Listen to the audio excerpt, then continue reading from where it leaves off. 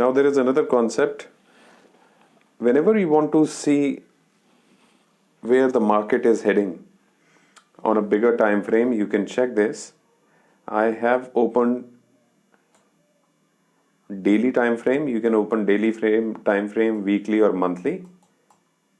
And what you have to check here, you have to see the CPRs here. 1, 2, 3, 4, 5, so on and so forth. Basically, what it is telling us that market is headed upward.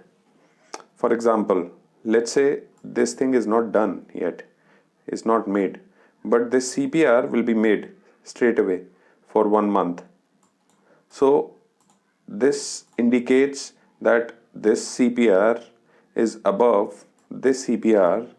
Then these candles which are made, so the next candle which will be made here, somewhere here, because the CPR is upside.